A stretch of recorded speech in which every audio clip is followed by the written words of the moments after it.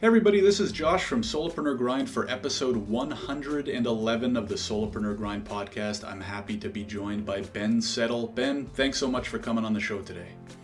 You're welcome, Josh. Thanks for having me. I'm, Appreciate it. I'm really excited, Ben. 5 seconds of fanboying. I've been on and off your list for years and years. I love what you're doing, so I'm really excited to have this conversation. For those who might not know about you or your background, can you give us a little intro? Yeah, I'll just give my long version would be more than a few minutes. So I'll give the short version basically. So for the longest time, I would be dragged to social gatherings, which I don't particularly like doing, parties and that sort of thing. And people will ask, inevitably you get asked, "So what do you do?" Right? Mm-hmm. And after I would say, "Well, I write spam," right, just to mess with them a little bit, I'd say, "No, really, I'm like a bum who gets paid." Because for the longest time, that's basically what I was. I would just wake up, write an email, and be done with the day. And I did that for about 6 years. It took me about 9 years to get to that point. I did that for about 6 years, and then I decided to become a grown up and actually build a business. But that would be the short version. Now I do not just email; I do just about everything. I'm in software. I have books on just about every type of marketing related topic there is. But it all starts with the email and the copywriting, and that is what I'm primarily known for is email. Right.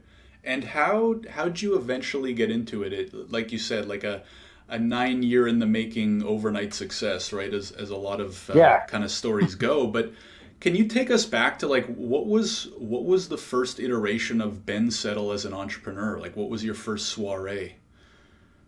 Well, I'll tell you what, it was the last or one of the last days of college. This was about 1998. Well, now people can guess how long I've been at this. So I didn't really want to spend the rest of my life working in a job of any kind, like most people who want to do their own business, right? But whatever. I was at that. I didn't know what to do. The only thing I'd ever been exposed to business wise was Amway, because my uncle Hmm. was pretty big in that at the time. And so I was familiar with like the whole MLM world and all that. Well, a couple of days before graduating, I'm sitting there. I'm like, God, I got to go find a job. I got to do all this stuff, last minute planner. And I was just watching this infomercial in my room, and it was like by a guy who's now, I believe, he's getting near the end of his 10-year federal prison sentence. I think, I don't know, Kevin Trudeau. So if you know Kevin Trudeau, is not to be confused with Justin Trudeau. This is Kevin Trudeau. This is a different. So I don't know who people are going to like or dislike more, but Kevin Trudeau was actually a really good marketer. Actually, I'm sure he still is. I think he just kind of went dark side. But anyway, I had used one of his programs to get straight A's my last year of school. It was called Mega Memory. So I was like kind of sold Hmm. on the guy. And I loved his infomercials. To this day, I still think they're great infomercials. If you ever see them on like YouTube or something. And he did this thing called Financial Freedom. That was the title of the infomercial. So obviously, right person, right time, welcome guest, as Dan Kennedy would say, welcome, uh, message to market match right on. This is what I'm looking for.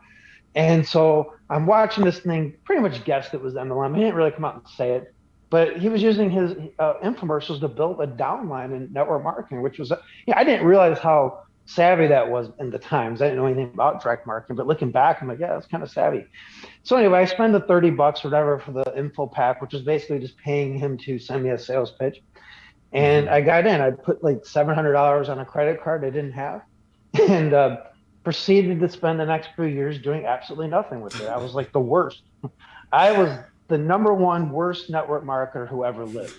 I didn't want to talk to anybody. They would sit there and tell you, yeah, go to everyone within 3 feet. This is before the internet was used as any kind of tool for this. Go to everyone within 3 feet and ask them, do you keep your options open for ways to make money, right? Like stuff like I'm not going to do any of that stuff. And so I didn't do any. I mean, for whatever reason, I just wasn't good at it. Well, it got to a point where I was very, very heavily in debt. I was living in an office, didn't really want to live at home with my mom. And so kind of keeping it a secret is kind of embarrassing living in an office because it's just so broke. And I'm just laying there one day and I'm like, well, it's 3 a.m. I'm going to have to get up in an hour or two. So the landlord doesn't think I'm living here because it's an office. It's not a residential apartment. And so I just go to the other part of the office and I see my little bookshelf. I'm like, oh, okay, let me check out what's going on. I was in kind of a pretty distressed state emotionally at the times. I really was just felt like the biggest loser in the world because I was just getting laughed at by people as I would try to promote this MLM thing. I mean, I was doing everything like handing cassette tapes out to random business owners. Just, it was just like, it's not me. That's not my game for selling and marketing. It is for some people, not me. So I'm thinking, well, let's see what's going on over here. Maybe take my mind off this. I'm like, God, you obviously don't want me doing this MLM stuff. So maybe there's something on this bookshelf that can help me out. It took me about 4 years to come to that realization, by the way, and spending a lot of money. Well, anyway, there was one thing that company did very well, though, is they would send you a book of the month. And, most of the books of the month weren't all that great, but they kept you, at least having a better attitude. Well, there was a book that sent me maybe a year and a half earlier. I don't know, wasn't too much earlier, called The 7 Lost Secrets of Success by Joe Vitale. Now, I had read it once. I didn't really understand it the first time, but now I was picking it up kind of with new eyes. And the book is about this old school copywriting guy named Bruce Barton. Very, very few people know who Bruce Barton is unless they've heard me tell the story. I'm finding out, even though the old school ad people all knew him and everything. This guy was like literally a household name in the early to mid 1900s. Everyone knew him. He was an open enemy of FDR. He was, an open enemy of just basically the entire establishment. And he was just pro-business.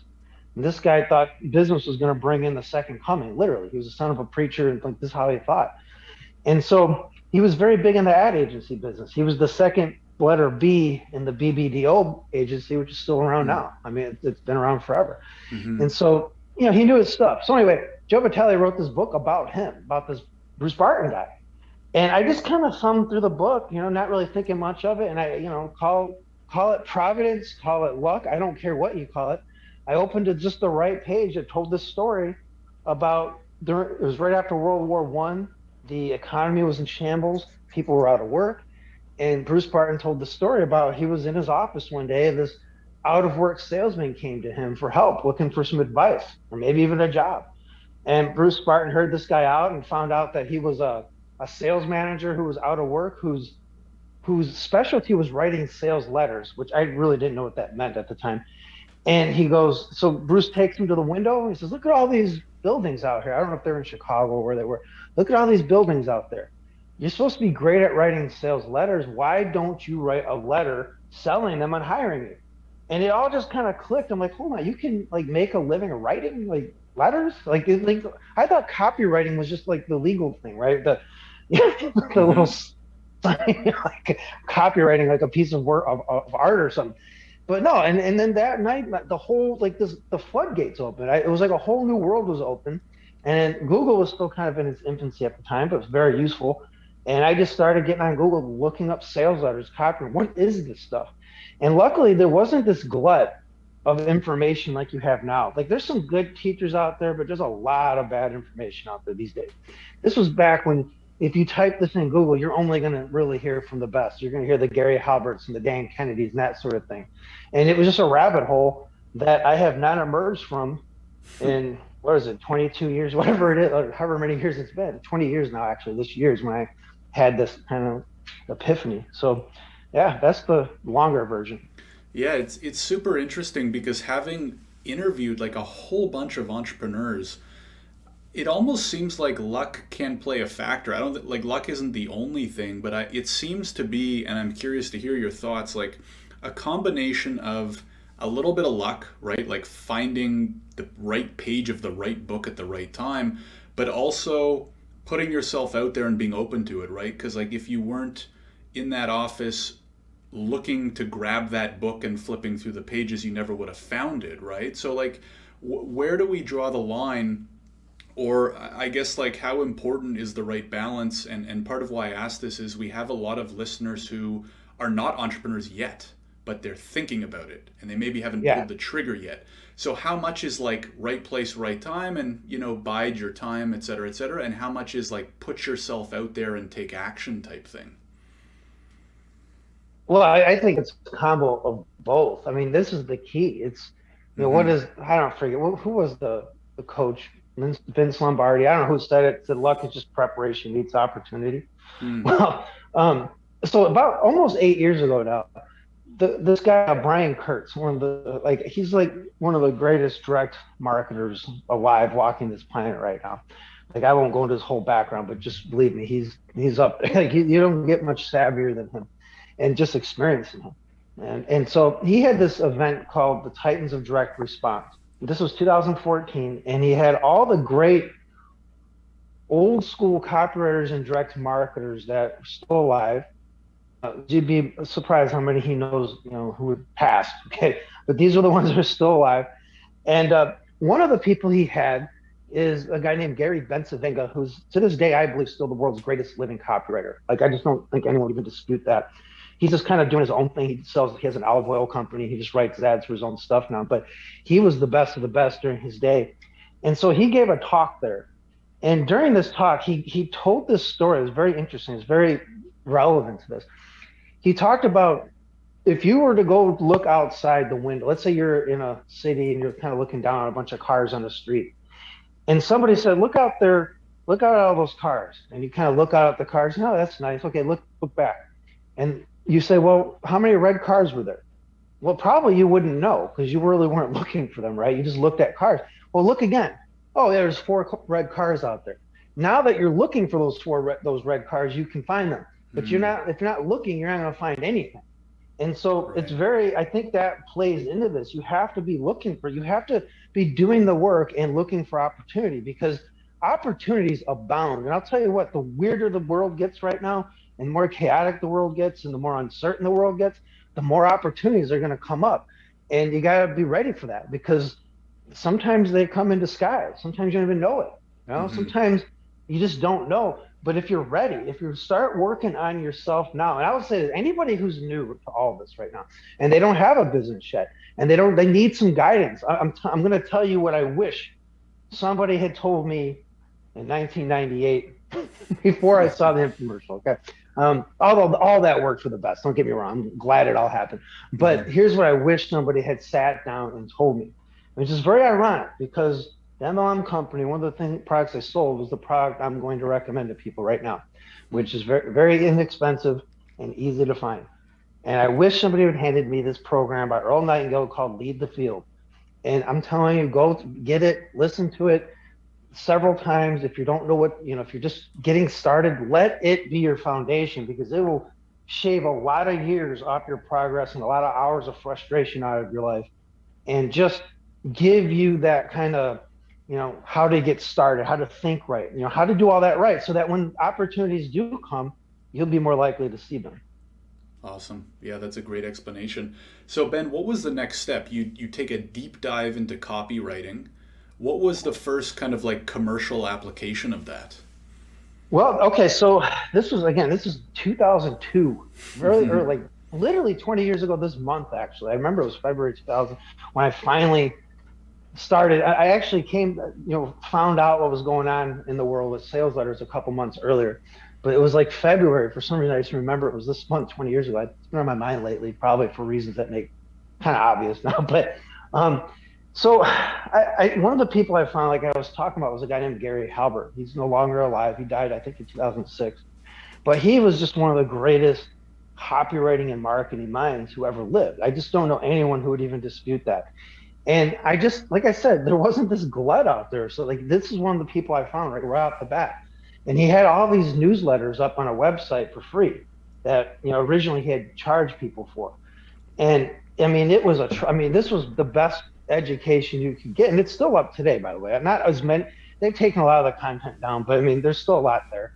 And he had this one newsletter there that stuck out for very, very obvious reasons. And it was why multi-level marketing sucks. And so I'm like, I got to read this, right? And so, because I was still actually doing it at the time a little bit. I was using what I was learning about copywriting direct mail, especially. I wasn't really using the internet to buy leads and use direct mail to get them. I actually was doing pretty good. I just realized it was a bad business model, but I was like, it's too bad I didn't like doing this because I'm actually doing pretty good. But anyway, so I read it, and in this thing, he talks about how here's what's much better than multi-level marketing or even doing client work. Because I really wasn't keen on just doing client stuff because it's really just the same as having a job. It's just a glorified job, basically. And so I read this and he talked about how here's what I would do. I would just go find someone with a product to sell and make a deal with them, where I sell it using my sales copy, and we split the sales, or we make a deal like that. So you're kind of Mm-hmm. like your own client, right? It's more of a joint venture than a client relationship. Now, I didn't really understand the nuances of this. I was still wet behind the ears, and but I love the idea of it. And I found this website that no longer exists called Send Free, and they basically let you set up a free autoresponder. You have like 500 leads or something. Didn't know anything about email or anything back then, but I joined it just to see what was going on. And they had this thing called the Send Free Roundtable, which was very interesting. Basically, they let all the members of Send Free send a free classified ad in one giant email that they would compile like once a day or once a week or something like that. And I decided to put an offer out there. I will write copy for people for 5% of the gross sales, which is like in hindsight insane. Like what the, it Yeah. doesn't even make any sense, right? I didn't know anything about anything. But I'll tell you what, I got like 5 or 6 gigs like that. But I didn't get paid anything because I wrote all the sales copy. I was using stuff I was learning like from Dan Kennedy's book, The Ultimate Sales Letter, which is a great book for copywriting.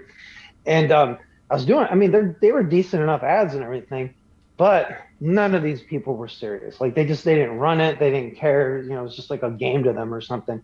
However, it wasn't for nothing because I really got a crash course on how to deal with clients and the realities of dealing with clients and the game I was in. But even more importantly than that, there was a site, before, this was years before Upwork, and it was called Elance at the time. And I Mm-hmm. went on Elance and I used those 4 or 5 or however many sales letters as samples, and I put them in there, and I got some gigs like that. Especially a guy who like paid me like $800 to do a whole bunch of work for him. That to this day I should have charged like 10 times as much, but I didn't know it. I didn't know any better, and I Yeah. was learning. Like it was exciting though. It was like, wow, I just got paid $800. Like a big deal to me at the time. Believe me, I was so broke. It was like that was like striking gold for me, and getting paid for it. And I had fun and I enjoyed doing it. It was this guy I was like lived in Oman or something, so I had to use like special mail to get even pay him, and for him to Mm-hmm. pay me. I mean, and anyway, so I did that, and I took that money, and instead of just like, oh, I'm going to spend it, no, there were a couple copywriting courses I really wanted. One was from John Carlton, another great copywriter, and his course was called Kick-Ass Copywriting Secrets of a Marketing Rebel. And I would sit there and just read the sales letter over and over and over because I couldn't afford it for so long. And I bought it. I was like, oh, I could buy this. And there was this other guy named Scott Haynes, who he died back in 2016, but he was a great copywriter, one of Gary Halbert's proteges. And I bought his product. And in other words, I would buy these, invest back into this skill I was learning, which, Mm-hmm. in hindsight, I was just kind of doing instinctively, but really it's a smart way to go about it. And that got me into that world even more. And from there, I started meeting some other people who are to this day friends of mine in this business who I've done business with. I resisted doing actual freelance copywriting for several years, probably for like 5 years before I just gave in and said, I can't really rely on these. I really only made one of those deals work. I get paid on the commission. It worked well, but Mm-hmm. even that was starting to fizzle out. So I started taking paid clients, and then I did that for a few years, which I wish I had done earlier because I learned so much doing that, just about the craft and everything. And then eventually, when I was able to, I decided, okay, I'm really getting tired of doing client work. Nothing against clients, since I want to be my own client. So at the end of 2010, and this was literally the week between Christmas and New Year's, I sat down because I had actually had this really sweet gig where I got like a $5,000 base pay every month from this biz op company to write all their ads, all their emails, all their sales letters and everything. Plus they would pay me 1% of the gross sales, which, was not chump change really for many of those months until they're like Google stopped sending them traffic and Facebook, and it just kind of went to nowhere. Mm-hmm. But I enjoyed the people there. I liked them, but I realized I still hate having to do other work for other people. So in that week between Christmas and New Year's 2010, I said, okay, here's my goal. I want to be out of client work and just doing my own. I want to be my own client, selling my own informational products, enough to live on and whatever by the end of 2011. So I decided to get into this niche for people who have prostate problems. Um, the reasons for this are many. It runs in my family, so it's kind of like, okay, I want to learn about for like how to prevent this problem from happening to me, if nothing else. And I found it interesting. And I had this buddy who was in the weight loss niche at the time, and he had built a $70,000 a year business, which I know doesn't like sound like a lot, but for him, it was like his whole workday was get up at 10 a.m., check PayPal, go play with the son for the rest of the day. And this guy, no Yeah. back end, no affiliate, he didn't know anything about business, but he was good at gaming like article directories and stuff. And so he taught me what he was doing. Because I thought, well, shoot, I know how to actually do a business. I could take what he's doing and actually make some money, you know? And so he taught me his ways and I did it. And it involved a lot of writing. Like I'm talking 1,000 easing articles plus like 400 or 500 unique blog posts plus you know autoresponder of like 100 emails and a sales letter all, and plus I was doing writing for my own bensettle.com stuff, which I was, you know, I never stopped daily emails and all that. Plus I was still working for that client doing all their webinar scripts and sales letters and emails and all this other stuff. Needless to say, I wrote the equivalent probably of 2 or 3 novels in like a month and a half. I didn't sleep much, maybe an hour at the most. I mean, I was like in a haze, you know. It's Jeez. like I still don't remember all though that month and a half very much to this day. I was just like in the mode, right? Mm-hmm. Writing. I mean, morning, noon, and night. And I went so, but about a month and a half in, I said, okay, I'm almost got all this done. I'm gonna go take a vacation. I've got all these articles up. The SEO is kicking in. I'm getting sales, which is great. I'm gonna go take I'm gonna go take me a little week-long vacation. So I went to visit my dad. Where he lives in Arizona. I'm in Oregon, so you know it's long road trip. And so while I'm there, I'm noticing sales come. Like, wow, this prostate business actually it's taken. Like I know before long I'll be doing about $100 a day on autopilot. And, you know, I could just build it from there. And I had a good back end product in place, which was like a supplement I was going to sell to buyers and all this. Well, then about halfway through my vacation, Google and all of its infinite wisdom, and I don't even blame them for doing it, was they decided to slap article directories, meaning all those page one articles, all this traffic. So Google slapped me, and that meant that they just delisted all my articles. I'd spent all that time. It was just a complete mess. I mean, I went from making almost $100 a day doing absolutely nothing to nothing. You know, all that work, but it really wasn't for nothing because I realized after all that writing, all those hours of writing and not sleeping, now when I wanted to write a single email per day, it was like nothing. And to this day, it's like writing an email is not intimidating. Like I have a hard time understanding how people have a trouble with this, right? But it just goes back to unless you've been through that, you know, it is daunting. So a few months later, I was driving up the coast here, and I'd had this course I'd been selling for about almost a year about email marketing. It's basically I've been learning from a lot of great people, a lot of just great minds at this. Probably my biggest inspiration for emails is this guy named Matt Fury, who's still out there in the game, just brilliant guy. And you know, I learned a lot from him. I learned a lot from the master negotiators like Jim Camp and master salesmen like Stan Ballou. If these names aren't recognizable, that's okay. I'm just saying these were like the top of their game people.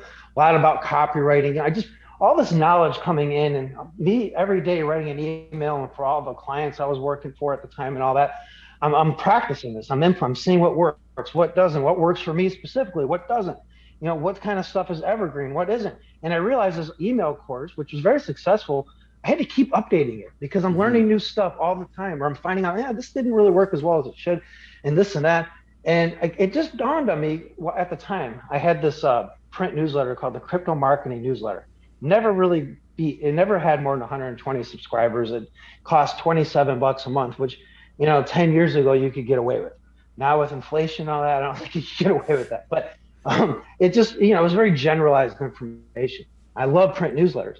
And I'm like, what if I do, instead of updating this course all the time, why don't I just do a print newsletter about email marketing? Nobody had really done a print newsletter just about email marketing. There have been print newsletters about, various aspects of internet marketing, and they may have talked about it, but nobody just specialized in it. So I said, I'm going to do this. And everybody I knew, and some of them to this day admit it, and they say, Ben, it's a good thing you didn't listen to me. Very, very, very smart and very wise, and in some cases very well-known marketers I knew said, Ben, this is dumb. There's a disconnect. Why would you use print to teach email? It doesn't make any sense. I'm like, Right. wow. I don't know. The more people naysay, the more I wanted to do it. So I wrote the first few issues. I launched it to. I only had like a list of 3,000 people at the time, and the end of this was August 2011. So what, 7 months, whatever it was, into the year. And I launched it, and I had enough subscribers on the launch to more than make up for what I needed to live and eat and pay rent and all that. And I had reached my goal well before the end of 2011, and haven't looked back.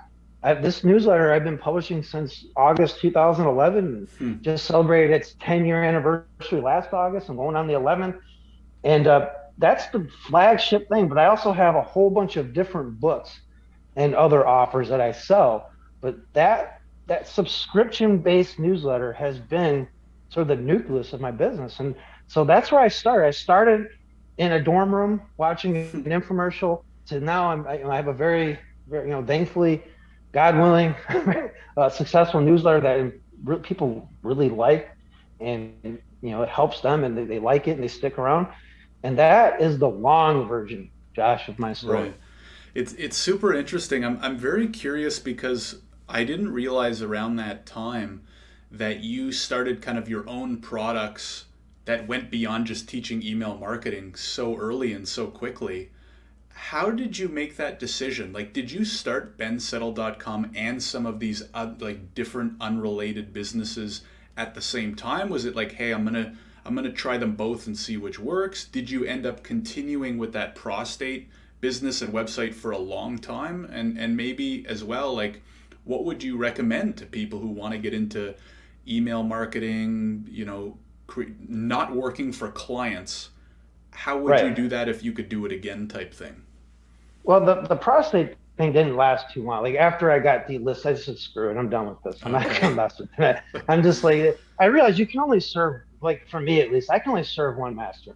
Being in multiple, there are people who thrive in being in multiple markets, and that's not me. I just want to focus on one thing. And since I already had a list of like 3,000 people, and I was already selling a print newsletter, I wasn't even doing very, like, I didn't really understand what I know now. Like, I didn't even have a back end at the time. I didn't use one-click upsells or any of that. I only mailed, like, I think the entire email players launch, I mailed like 4 times. Nowadays, I would mail like 15 times over 4 days. Like there's so many things I look back and like, wow. And my list is 10x since then, so that's good. But it took 10 years, right? So it's not like overnight. But the thing that I would like, the biggest lessons I can extract from this for someone listening to this is, ultimately you want to have some kind of subscription based business. Now, it not everyone can just start out doing that. This is very important because people think, well, I just want to start. You got to have a list that likes you and trusts you and wants what you're selling. A lot of people skip that part. They Right. think they, I don't know why they think they can skip that part.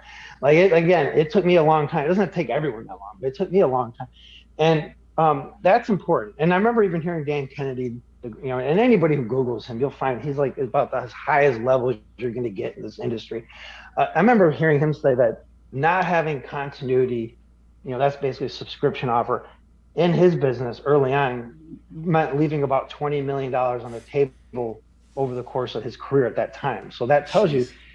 it's a foundational thing. And it doesn't mean again, you don't necessarily come right out and sell it. You might sell. I recommend people, especially if you're just getting into business, right? It's like you're not just going to start out probably with this. Unless you have like super email and list building skills, it's probably not going to happen. But it's very good to start out with some other kind of offer, some one-off offer. It could be an ebook or a regular book or software. It could be anything really. Whatever you sell, it could be a health supplement. It doesn't really matter what the product is, but Right. it's better to start off selling that and then sell those customers into some kind of subscription. Because now they know, like, trust you. They know that what you sold them works. They believe in you. Much, much easier. Much easier. Right. And if I was to go back, I would probably have done that. But, it is what it is. And it doesn't matter what market you're in. It doesn't matter what niche you're in. You could be selling to consumers, you could be selling to businesses. There's all kinds of markets out there. And this is key. A lot of people are worried about the product first, but that is a huge mistake. What you want to do is find a market first to sell, a market that's out there. They're already buying things. They have money to spend. They're going to spend it. They're looking, they have a very hot, urgent problem they want solved. Find that first that you can identify with, that you can kind of gravitate toward, and look at that and say, I can help them. And then find or build a product to sell to them. That is the, now I didn't do that. Okay. Mm-hmm. But that's really the easy way to do it and the best way to do it. Don't start with a Right. product. Don't have a product looking for a solution, right? Or a product looking for a solution, looking for a problem. You want a problem looking for a solution. Very, very simple that way. Right. And how long might be too long to, let's say, start an email list and start building a following around a certain niche or topic or whatever it may be, and not have anything to sell to them? Well, I think people should sell right out the gate, personally. Otherwise, you're just training people to not buy from you. You're training Mm, people to think you're a charity. And I have this battle with even very good friends. They don't want to believe this. They're projecting their own emotions and biases and thoughts onto their market, but they're not their market. They got right. onto your list because they have a problem that needs to be solved. Now, it doesn't mean you shove it down their throat every day. Like, it's not like, last chance every day. No, you Mm-hmm. have a conversation with them every day, and you can pitch it softly. You can pitch it more aggressively. Other times you get a feel for it over time. See, this is why it's good to get started early and Mm-hmm. just start figuring it out, because as you build your list, and you mail it, if you mail it at least once a day, you start to get a sensitivity and a feel for it. And I have no other way of explaining it other than, I've been doing this kung fu style for the last 7 years called Wing Chun. And one of the things we do is called Chi Sao, which just means sticking hand. And you basically, it's not really sparring, it's like kind of pseudo sparring. You kind of make contact with your partner and you're trying to like get in on the other person. You're trying to find an opening. And it's all about feeling and interpreting what someone's going to do before they do it. This is why Mm-hmm. these ancient like martial artists are like 90 years old, look like they're moving so fast. It's not that they're moving fast or that they're strong. They just know what you're about to do before you do it because they're feeling it. Well, I have found that daily emails will let you do that. You can actually start to figure out what it is they want a lot of times without them even telling you.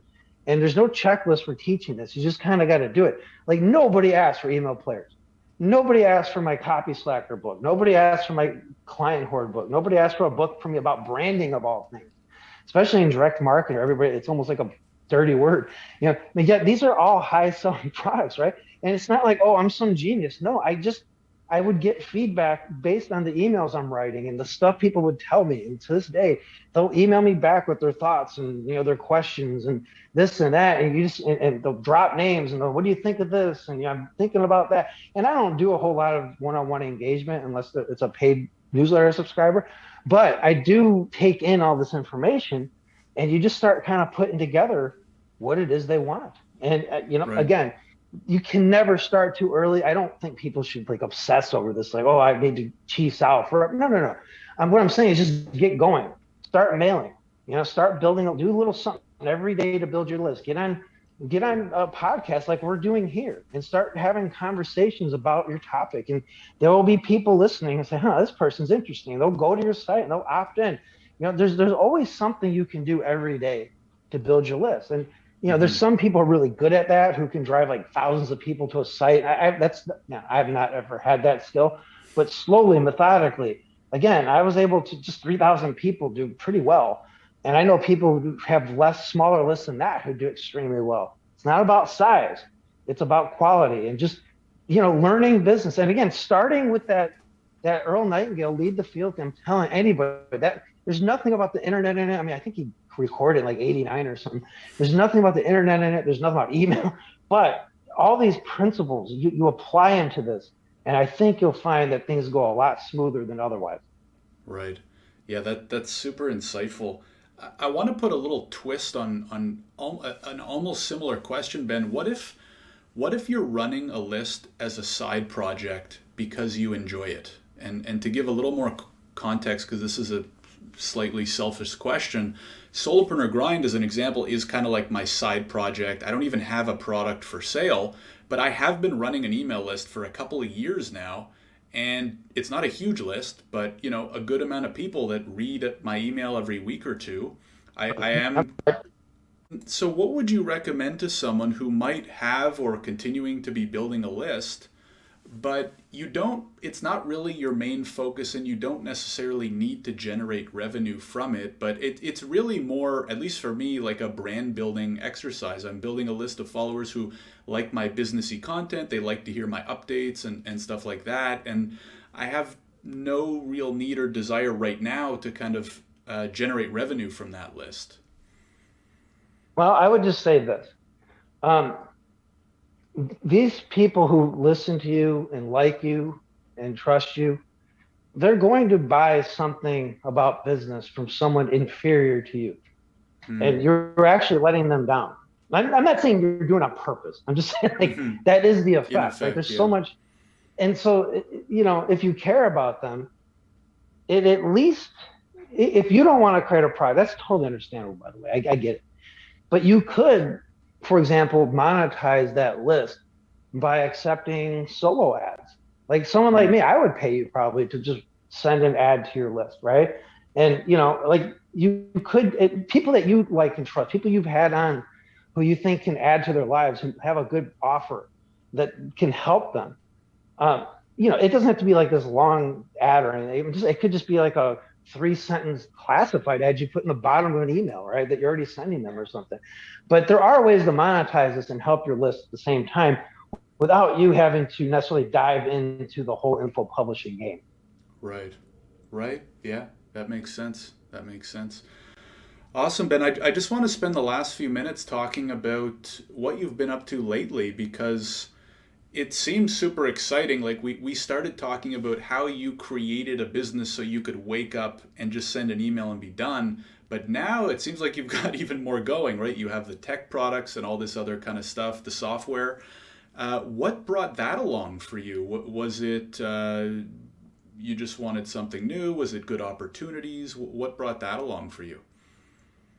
Yeah, I mean, like I said, for about 6 years, I lived the proverbial 10-minute workday. I even have a product called that. But you know, what do they say? Idle time or idle hands are the devil's tool. I don't know, whatever that saying is. It's kind of true. When you don't have too much time on your hands, you start kind of wandering. Like it's almost like Hmm. an aimless wandering. And I realized, I think this was maybe 2017ish, late 2017, fall of 2017, actually. I just said, okay, I was burned out for several years there. I just, for working as hard as I was and all that. So I kind of needed the break, but I was starting to get antsy. I'm like, there's more, I can do more with this. Hmm. And I enjoy working on this. So I decided to just kind of go all in on creating a suite of related products of what I was selling. So I could have something to back end sell and, just keep my list on a journey, and that's the whole thing. You want to Hmm. keep them on a journey. Disney does this very well. They get you on a journey. Apple does a great job. Like you don't just buy one Apple thing. Usually if you're an Apple fan, you're going to buy as much as you can. They're always giving you another journey to go on, another adventure, another side quest, right? And so I think in these terms. And so I started building up all these other products for a couple of years. And then I got to talking to who's now my business partner in software, Troy Broussard. And he kind of sold me on this idea of, hey, let's do a software venture together. Like we originally wanted to do just an email platform, which is like the ultimate for an email guy like me. Like I get to actually design my own platform, right? And we have. It's called Berserker Mail, and it's great. But it started with that, and then we decided that's not we're going to do mobile apps, and we built a social media platform, and we have a shopping cart on the way, and some other things, and it's almost like I went from a 10-minute workday to sometimes a 10-hour workday, and I couldn't be more thrilled, right? And Hmm. it's not like I just sit in front of the computer for 10 hours, but my mind is constantly on all these cool, exciting, fun things. And I maybe it's just me. I don't need to travel a lot. In fact, I don't even like leaving town. So I'm not like the most exciting guy in the world anyway. So to me, this is fun. Like I'm more of a Baggins than a Took, right? I don't want to leave anywhere. I just like to go. I'll go take these 3 hour, 3.5 hour, 10-mile walks, and I'll do work on the walk, whether it's catching up on calls or writing down ideas or creating content, whatever, customer service, and I'm just kind of always on. Like right now, I'm on. right? Talking to you right now, this is an exercise in hopefully helping build my list to some degree, right? You Mm-hmm. just like, I'm kind of always on now. And, I realized back then that this whole idea of wake up, stretch and say, what shall I do to amuse myself today? Like that's nice. And I think everyone should experience it if you can for a little while because it is fun. But after a while, you're like, no, there's more to this. Like I want to go build it. I want to write more fiction now. I've already written 8 novels. I want to write some more novels, I want to keep doing new and cool things. And there's a good reason to have this mindset. And it all starts with the first thing you do, by the way. I don't want to get like overwhelmed here. We all start somewhere. This is a lifelong journey. This isn't something you just do for 6 months and you're done. If that's the case, just get out of this entrepreneur thing. Because you're Mm-hmm. not, it's just not, that's not how it works. But when people see you going out there and trying and building things and accomplishing things, or even failing, but getting back up and trying again, which happened to me many times, like a whole article, right? That was a pretty demoralizing experience. Um, people see that. And not just people that you might want to sell to or do business with, but your kids see it, other people see it. It improves the lives of everyone around you to some degree. Lately, and I don't know why, but for months now, I've been on this Sylvester Stallone kick. Hmm. The guy is truly like, I think he's like one of the more brilliant guys out there in that industry. He's a true auteur, and he talks about this sort of stuff. And I was thinking you can't watch his Rocky movies and not be just a little bit better of a person when you're done, Mm-hmm. because it's going to inspire you to do something, right? Like how many people's lives were changed by the first couple movies, especially? How many people who were pre-diabetic are now not pre-diabetic? And maybe had they not been inspired by that movie, or known someone who was inspired by that movie and saw what they were doing, maybe they would have had a limb amputated or something by now because of diabetes. I mean, you just don't know. But Mm-hmm. I think just constantly being in movement, constantly going to the next thing, never sitting still like I did for 6 years. That was, in hindsight, it was just dumb. It's like I sat still when I was bored, Yeah. and it's just nothing good comes from that. So do things that you like. This is something you'll learn if you go to the Earl Nightingale Lead the Field. He'll talk about this. Do your work. At the end of the day, this is what you're going to leave behind. This is what you got. Do your work and do it as best you can and do it with passion. And I'm telling you, you almost can't fail. And even if you Mm-hmm. get into the wrong market or make mistakes, it's okay. There's other markets. There's other approaches. Direct marketing is just one way of coming. There's other ways of doing business, and you'll find what's right. Like MLM was just my gateway drug into all this. I don't do that anymore, but it got me in the game, and that's all I want to do for anyone listening to this. I just want to get you in the game, get Right. in there, suit up, and start playing. And so what if you stumble and it's hard? Of course, it's going to be hard. There's always learning curves, right? That's okay. That's part of the process. You're doing more than most people are, and just keep going forward. Yeah, it's a great message, and one of the reasons why I love your approach to email is that if you build up a list of people who know, like, and trust you, they'll follow you no matter where your journey goes, which is seems like such a great opportunity for everybody, right? We're not looking to take advantage of anybody. We're providing value, kind of like what you said. You're providing value that you kind of owe to the list, and that hopefully they'll get a lot of value from. Ben, this has been really great. My last question to most guests, you kind of already answered really well. I usually like to ask my guests if one of our listeners is out there working a 9 to 5, they're not happy, they know there's something more out there, they don't like working for the man. What would be kind of the one even first step that you would recommend they do? Maybe because we've been talking so much about email, and because you just answered that question more broadly so well, maybe if someone's out there and has been thinking about starting an email list specifically, what's the first thing that you recommend that they do to get started? Well, in my humble but very biased opinion, and this is as biased as I can get, you'd want to go to berserkermail.com and get an account. And we're not the cheapest, by the way. So if you're like really hurting for money, there's free ones out there, but your email delivery will probably suck or whatever. But go to berserkermail.com and start a list. But before you do that, figure out who you want to serve. Figure out what market you want to serve first. Okay, and do that first. Don't just spend money on this thing and never do anything with it. Go find a market you want to serve. And when you figure that out, go start an email list and then start driving traffic to it, whether it's putting content out there in the form of articles, Like, it could be as simple as medium.com and putting a link to your website or whatever. Or it could be getting on podcasts like this. There's plenty of them out there. Hmm. And if you think, well, no one's going to hear from me, well, then you probably don't know that topic very well, right? You got to have the confidence. Being an expert just means you know a little bit more than everyone else. Okay, you don't have to be like Einstein at what you do, and Hmm. that's just do that. And when you get there, when you've done that, you'll see farther. So it's kind of like, where I live. If I started walking, in this beach town. If I started walking across the ocean right now, eventually I would run into Japan. I've learned that recently. Well, obviously I can't see Japan from here, right? It's thousands of miles away. I can only see the horizon, but if I start walking, I'll get to where I can see, and when I get there, I'll see further. And that's how Right. you go. You just go as far as you can see. When you get there, you'll see further. But it starts with just the basics. Right. Yeah, that's a great way to put it into perspective. Ben, this has been great. Wanted to thank you again for coming on the show. If people want to learn more about you, where do you recommend, other than Berserker Mail, of course, anywhere else? Yeah, just you can go to bensettle.com, and if you can jump on my daily email list. I email daily, right? But I also give you access to my mobile app, which has about 40 hours, maybe closer to 50 hours of content in there now. It's all free, or you can just read the blog there. You don't even have to opt in. It's like 2 or 3 thousand pages of content there. That's all free. It's an absolute no-brainer to go there. See if I'm someone you want to get more from. If you do, just join the free email list.